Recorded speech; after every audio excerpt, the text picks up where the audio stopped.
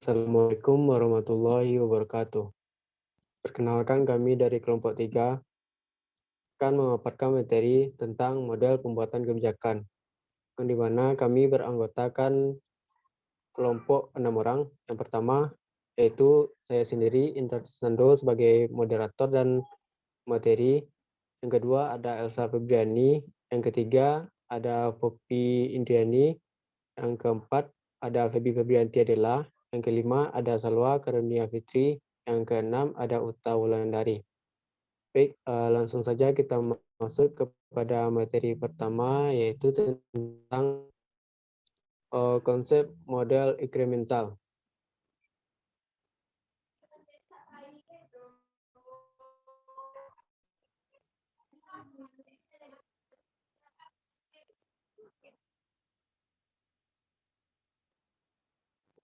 Model inkremental ini dikembangkan oleh Charles L. Lindblom. Model kebijakan ini berarti kebijakan yang berubah sedikit demi sedikit atau dengan menambahkannya. Jadi, hanya mengotak-atik atau memperbaiki bagian yang hanya mengalami masalah saja. Kebijakan ini dibuat hanya menyelesaikan satu masalahnya, dikarenakan kebijakan ini tidak untuk menyelesaikan masalah berkelanjutan. Artinya, hanya menyelesaikan masalah yang hadir saja. Apabila satu saat masalah timbul di kemudian hari, maka akan ditangani dengan mengotak-atik kebijakan dan seterusnya. Baiklah, materi selanjutnya akan dibacakan oleh Poppy. Kepada Poppy dipersilakan.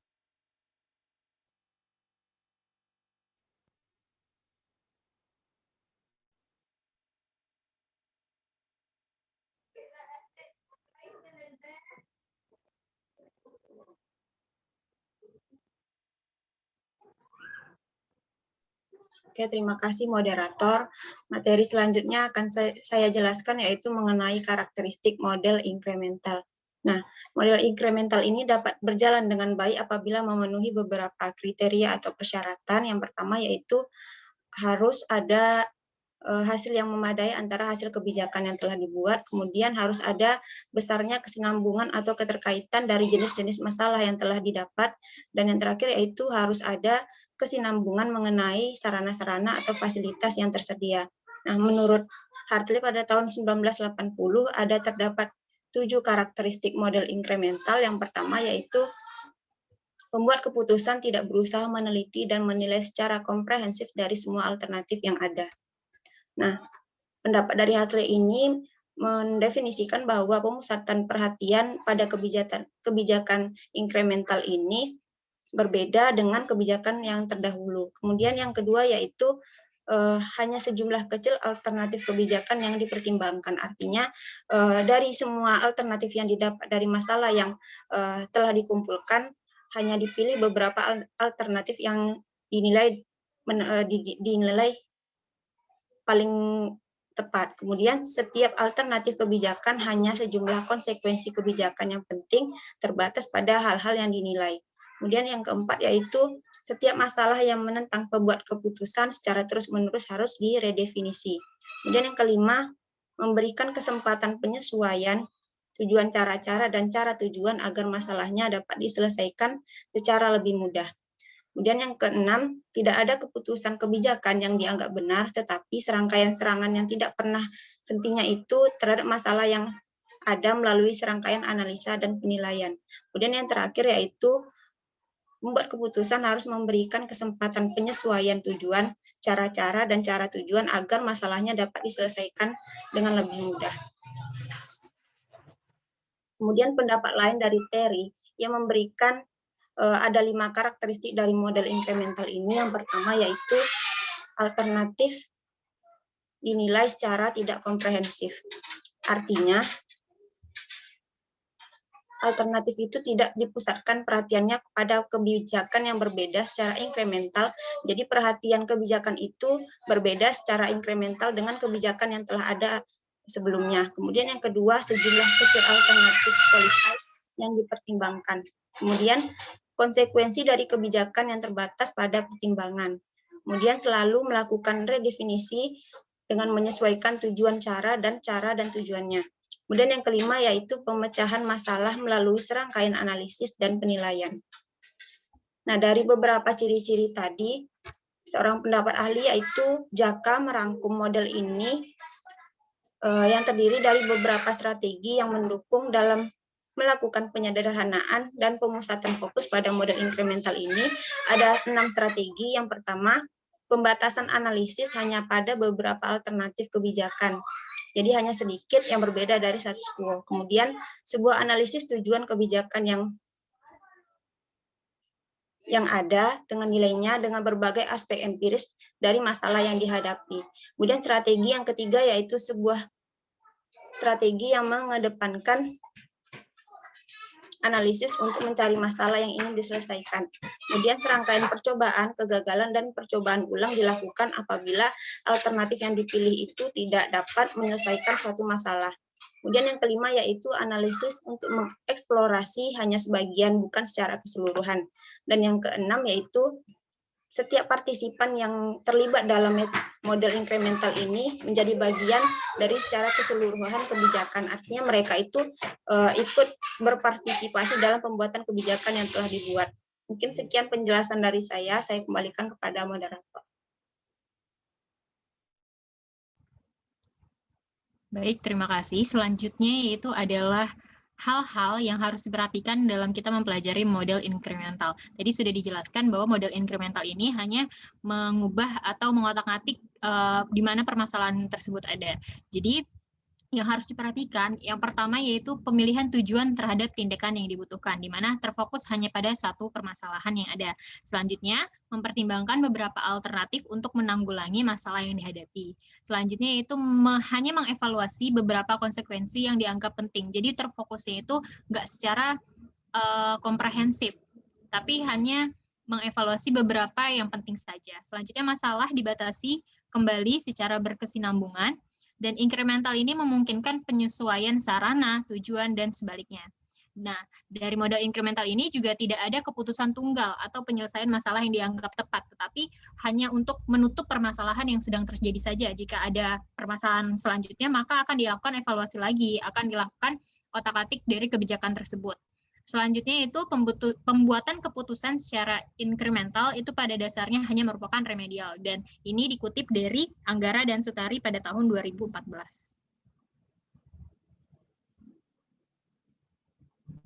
Baiklah, selanjutnya yaitu adalah contoh kasus dari kebijakan publik yang menerapkan model inkremental. Nah, dari sudah kita jelaskan tadi sebenarnya model inkremental itu seperti apa. Jadi kalau dari kebijakan publik dalam bidang pendidikan, yaitu pemerintah melalui Kementerian Pendidikan dan Kebudayaan itu mengubah kurikulum pendidikan nasional. Nah, terhitung Indonesia sudah mengubah sebanyak 11 kali kurikulum yang ada dan yang diberlakukan pada pendidikan di Indonesia. Jadi hal ini dengan tujuan untuk mencapai pengaruh yang maksimal terhadap anak didik secara nasional. Jadi untuk model inkremental ini memang contoh kasusnya itu kurikulum yang secara terus-menerus itu diperbarui sesuai dengan perkembangan zaman. Jadi kebijakannya itu berubah mulai dari yang awalnya yang biasanya di angkatan kita itu kan KTSP, nah berubah lagi menjadi Kurtilas atau kurikulum 13, dan juga sekarang ada lagi kurikulum 13 revisi, dan sekarang juga ada lagi yang namanya kurikulum siaga COVID-19. Nah itu semua menggunakan model inkremental, di mana melihat permasalahan-permasalahan apa saja sih yang terjadi di setiap masanya, dan jika terjadi perubahan atau permasalahan lagi, maka diganti kebijakan itu sendiri sebagai alternatif, dan ini hanya dalam jangka waktu yang tidak cukup lama. Makanya model inkremental ini hanya berlakunya itu di masyarakat yang majemuk. Kalau masyarakat demokratis itu sulit untuk menerapkan dari kebijakan publik model inkremental ini, seperti itu.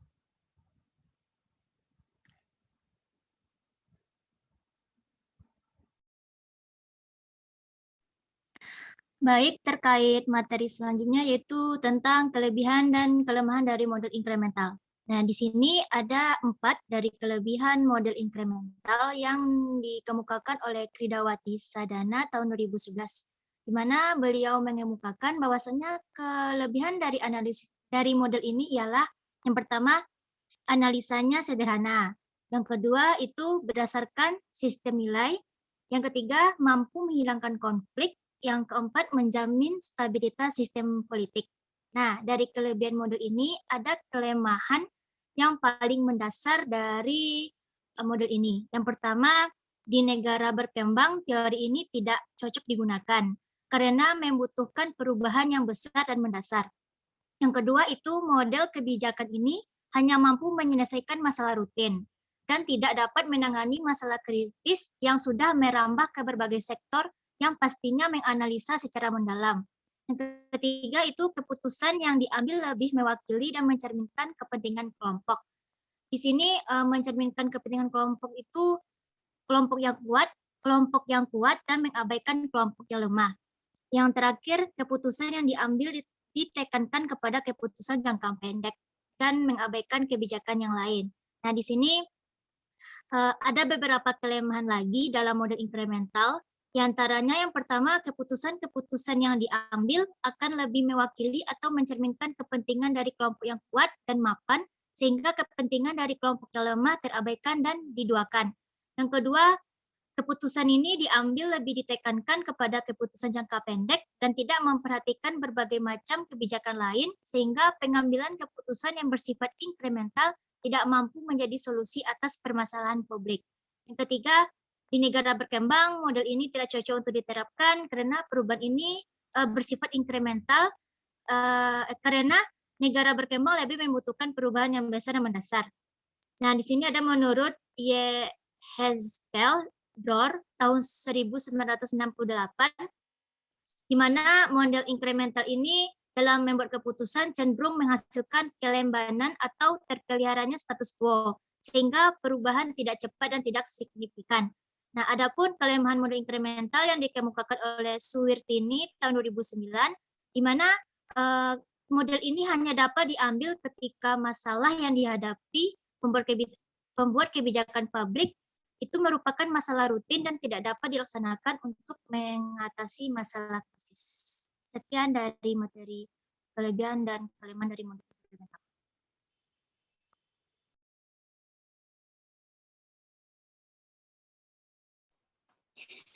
Oke, baik. Selanjutnya materi mengenai konsep dasar dari model mixed scanning.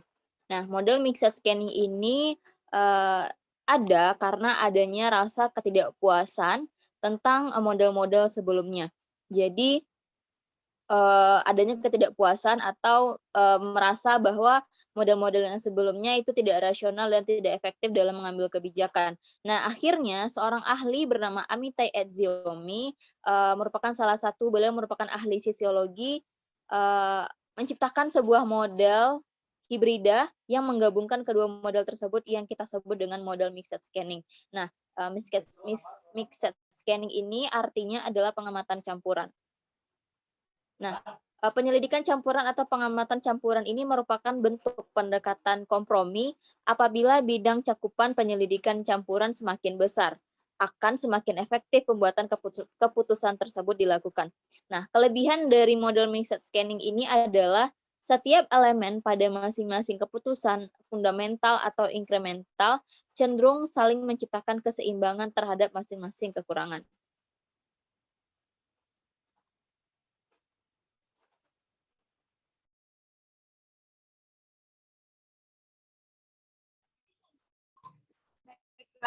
Materi selanjutnya adalah jenis-jenis keputusan atau kebijakan dan latar belakang munculnya model mixed scanning. Yang pertama itu jenis-jenis keputusan atau kebijakan. Menurut Etzioni, membedakan dua jenis keputusan, yaitu yang pertama ada contextuating fundamental decision, yaitu keputusan-keputusan atau kebijakan-kebijakan yang dibuat melalui suatu penjelajahan terhadap alternatif utama yang dilihat oleh pembuat keputusan sesuai dengan konsepsi tujuan yang akan dicapai. Yang kedua ada bit incremental decision, yaitu keputusan atau kebijakan yang dimuat secara inkremental yang didasarkan pada keputusan-keputusan fundamental yang telah dibuat sebelumnya. Yang selanjutnya ada latar belakang munculnya teori atau model mixed scanning. Yang pertama itu, hal yang melatar belakangi munculnya model ini adalah model mixed scanning itu model yang menggabungkan model rasional dengan model inkremental. Yang kedua, model mixed scanning karena memperhatikan kemampuan pembuat keputusan dengan memperhitungkan keputusan fundamental dan inkremental. Yang kedua, model ini muncul karena adanya potensi dari dua pattern sebelumnya. Yang keempat, model ini mengkombinasikan pendekatan rasional menyeluruh dengan pendekatan terpilah dalam kadar lingkup tertentu. Yang kelima, model ini menyederhanakan tinjauan menyeluruh dalam lingkup wawasan, mengamati dan mempelajari, serta memperdalam tinjauan atas unsur-unsur yang strategis. Yang terakhir, tahap scanning berangkat dari yang paling luas sampai fokus analisis yang paling mendalam. Setelah menemukan fokus, tahap selanjutnya dengan tahap komprehensif. Itulah materi dari saya. Terima kasih. Baik, dengan berakhirnya membaca materi yang dibacakan, yang dipaparkan oleh Febrianti Adela, maka berakhir pula pemaparan materi kami. Apabila ada salah, mohon dimaafkan. Wabillahi taufiq wal hidayah. Wassalamualaikum warahmatullahi wabarakatuh.